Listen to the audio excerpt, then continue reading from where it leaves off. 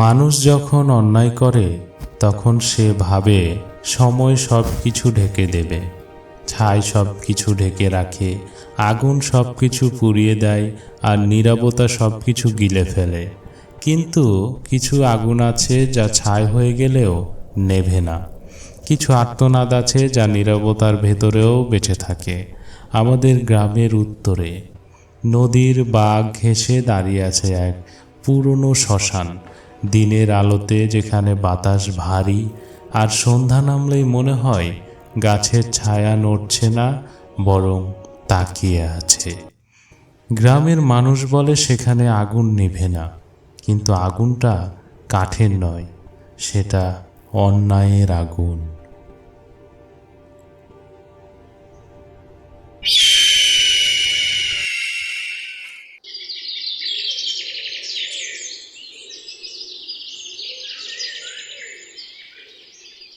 সেই সন্ধ্যায় নদীর ঘাটে বসেছিল দুই বন্ধু, রাকিব এবং সহান।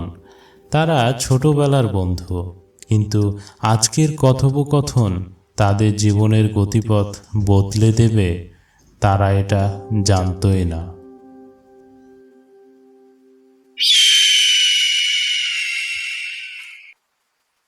তুই কখনো খেয়াল করেছিস সহান, মানুষ সবসময় ভয়কে বড় করে দেখে। শ্মশান মানেই মৃত্যু, মৃত্যু মানেই অন্ধকার।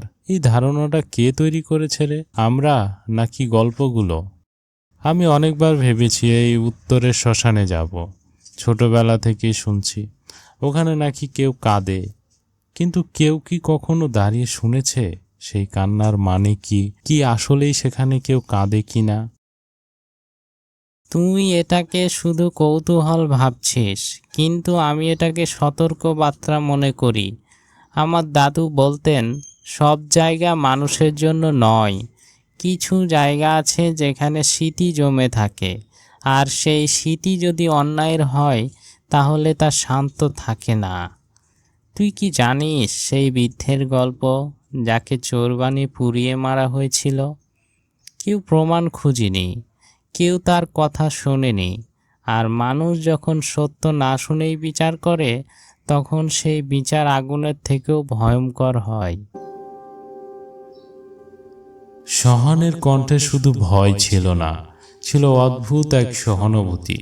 যেন সে বৃদ্ধকে চিনত, যেন সে অন্যায়ের ভার অনুভব করছিল।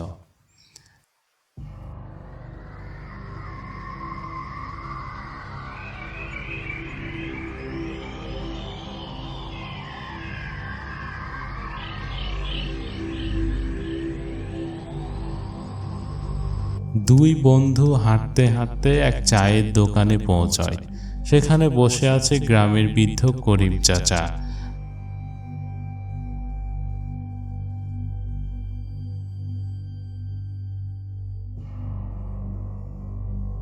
তারা কিছু সময়ের জন্য সেই দোকানে বসল এবং শ্মশান নিয়ে করিম সাহেবকে কিছু বলার চেষ্টা করল।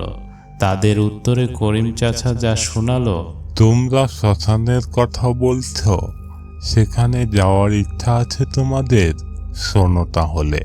আমি ছোট ছিলাম তখন। সেই বৃদ্ধ লোকটার নাম ছিল রহিম বক্স। তিনি গরিব ছিলেন, কিন্তু সৎ। একদিন গ্রামে জমিদারের গহনা হারালো। দোষ পড়ল তার উপর। তিনি কাঁদতে কাঁদতে বলেছিলেন, আমি চুরি করিনি। কিন্তু সেই কথা কে শুনে? কেউ শুনেনি সেদিন তার কথা। সেদিন তাকে শ্মশানে নিয়ে যাওয়া হয়। তাকে জীবন্ত আগুনে জ্বালিয়ে দেওয়া হয়। আর আগুন ধরার আগে তিনি শুধু একটাই কথা বলেছিলেন, যদি আমি নির্দোষ হই তবে আমার আগুন একদিন সাক্ষ্য দেবে। এই কথা বলে চাচা চুপ করে যান। এই গল্প শুনে বাতাস যেন আরো ভারী হয়ে উঠল।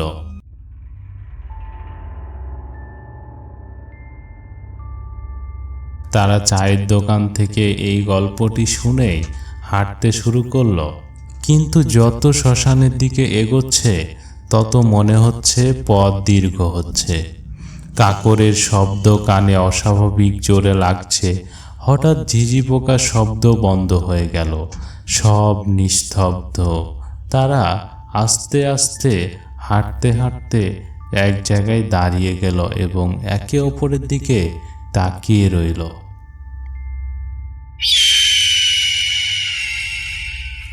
রাকিব, তুই বুঝতে পারছিস না, প্রকৃতি চুপ হয়ে গেছে। এটা স্বাভাবিক না। মনে হচ্ছে আমরা কারো সীমানায় ঢুকে পড়েছি। শ্মশানে ঢুকতেই তাদের মনে হলো এখানে সময় থেমে আছে। আগুনের পুরো চিহ্ন, অর্ধদগ্ধ কাঠ আর ছায়ের স্তূপ, কিন্তু বাতাসে কেমন একটা উষ্ণতা, যেন আগুন এখনো নিভে যায়নি। হঠাৎ সেই নেভানো আগুনের কুণ্ডুলি ছায়ের ভিতর থেকে হঠাৎ জ্বলে উঠল। সেই আগুন জ্বলতে জ্বলতে হঠাৎ সেই আগুনের ভিতর থেকে এক অবয়ব সৃষ্টি হলো, সেই বিভৎস অবয়ব। তোমরা কেন এলে? কৌতূহল, সাহস নাকি সত্যের খোঁজে? আমি সেই মানুষ যার কথা কেউ শুনেনি। আমি সেই বিচার যা আগুনে পুড়েছিল। মানুষ যখন ভয় পায় তখন সত্যকে পুড়িয়ে ফেলে। তারা ভেবেছিল আগুন আমাকে শেষ করবে, কিন্তু আগুন তো সাক্ষী হয়ে রইল। আমি মুক্তি চাই না, আমি চাই স্বীকৃতি। কেউ যেন একবার বলে তুমি নির্দোষ। আমরা আপনার কথা আর গল্প দুইটাই শুনেছি, কিন্তু আজ বুঝলাম এটা গল্প নয়, এটা ইতিহাস। আমরা কথা দিচ্ছি, আপনার কথা আমরা চাপা রাখব না।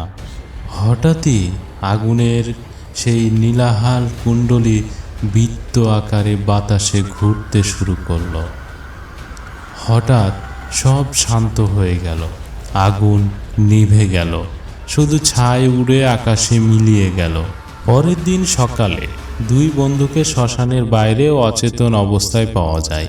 তারা বেঁচে ছিল, কিন্তু তাদের চোখে ছিল এক অদ্ভুত পরিবর্তন। তারা আর শ্মশানকে ভয়ের জায়গা বলে না, তারা বলে ওটা এক সাক্ষ্যস্থল। আজ মাঝরাতে কেউ যদি নদীর ধারে দাঁড়ায় আর বাতাসের শব্দ মন দিয়ে শোনে, তবে সে হয়তো শুনতে পাবে সত্য আগুনে পুড়ে না।